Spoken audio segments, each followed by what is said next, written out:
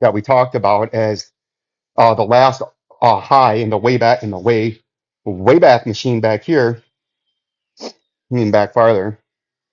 Where is it at?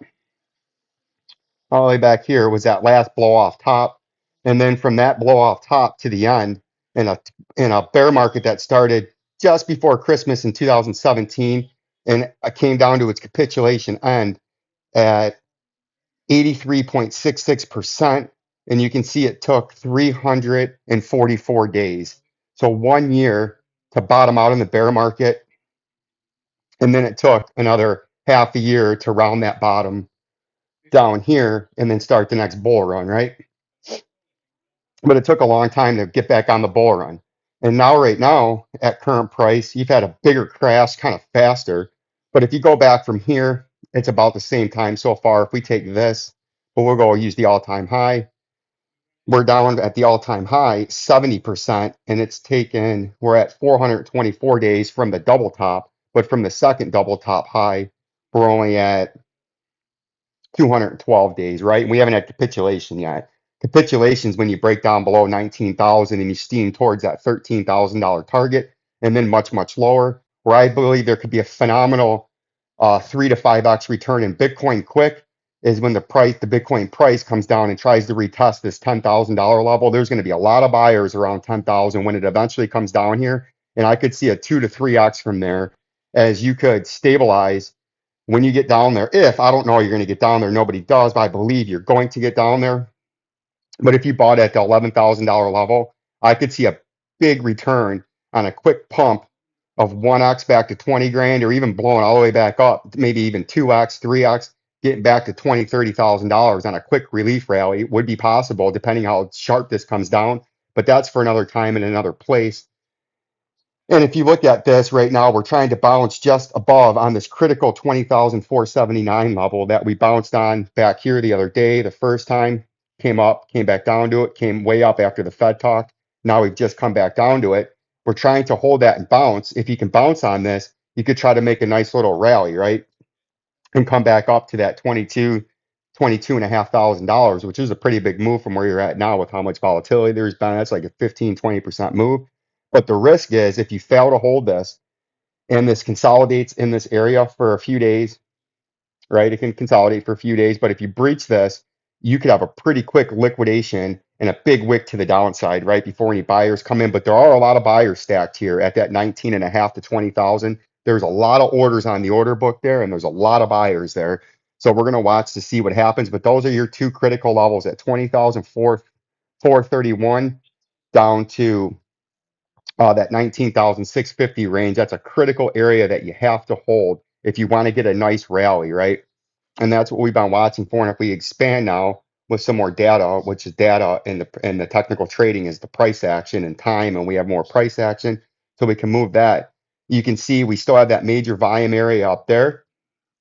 But then you notice this. This is what I'm talking about. If you can get a bounce, if you can get above this critical area right here, you can see where it's been trapping it on each bounce.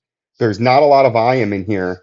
There's really nothing. That's why when you came through, you wicked down, straight down. But then when you came to go through it and you broke this critical volume support, see that you broke this critical volume support, it flushed straight down, right? See that? It came straight through it because there's not a lot of volume traded in there. right? And so on the way back up, if you can get supported and pull the temporary bottom, breach this candlestick here, right? We're going to put this in white.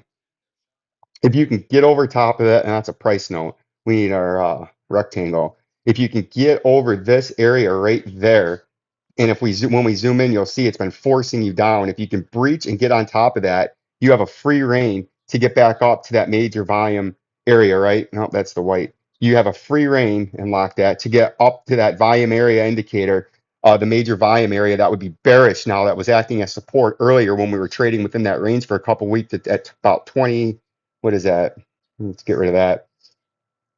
At $27,900, right? You could have a free and clear shot if you can get above this area all the way up into there, and that's a 25% move. If you could have the fortitude to get above this the area that's holding you down right now, because if you get above that, you can see with the volume, there's nothing there to get you to sell off until you meet all the sellers up here, right? That's how that would work. But on the contrary, if you can't hold this line, there's not really a lot of buyers. If you break the 19,676 old all-time high, the buyers are all down here, right? At about 12, 13,000, and that's a big fall. That's about a 30 to 50% fall, right, to where buyers would be. So that's what we're watching out for. And that is very critical right now with the Bitcoin price. And you can see when you bounced off this a couple times, right? You came up, got rejected, came up, tried to get out of it, peeked your head up and got shot right back down, hit it again, rejected, and then down, right? So on the way back up, this is going to act as resistance. When you come up into here, you got that green ring there, right? And it's going to act as resistance. But if you can get on top of this and hold a confirmed bounce on the top of it, you can have a free run to the upside. So that's what I'm watching out for right now in the Bitcoin price. And that's what I feel is the most important. And that technical analysis can lead you to the rest of these coins, even though the rest of the coins are kind of having more action than Bitcoin on the pumps yesterday. But that technical analysis you can use to see what's going on in the rest of these coins, because they're all kind of double bottoming in the same spot. They're all using the same route up and down. They're all taking that same route. And if we want to look at with here an XRP and a local volume profile real quick, you can see, and I'm going to get that video out for my man that wants one. You can see the local volume profile. It came right down to the mean from the bottom of the last bear market to the top of this bull market. You can see the mean volume indicator was right there at the top part of our orange support zone, or the last line of defense to the shithouse. You can see it's lined up beautifully with the volume indicator right there, and that's where we're trying to get supported on. And then if you can get some support, you could get a nice bounce back up into this area where all the sellers are, right? Major upper resistance. You can see this area is stacked with sellers. If you could bounce back up in that white area, but you're trying to get supported on this. But note, if you break that top part of that key area and that white, that red line that's coming through there, which that red line that's coming through there is the mean of the volume on this last run, you have a big fall down through to the bottom part of that, the last line of defense to the shit house, and that's all the way down there at 11 cents, right? So that's what we're watching. These are your two ranges right now that you're in, between that 29 cents and that 40 cents. Right up in here, it's actually a little bit lower. No, that's the price up above there. You're kind of stuck in between your old resistance up here at 37 cents and the top part of the shit house at 29 cents. So that's what we're watching. That's what it's looking like. Support the channel. Links down below to do so. Like, subscribe, and share. And most importantly, hit that bell notification and share far and wide on your social media, YouTube, whatever you're on. Try to get the message out of Old Vincenzo so that we can impact more people and get people prepared and understand what's actually taking place in this inflationary depression, where the markets are going, the stock market, the gold and silver, bullion market, right?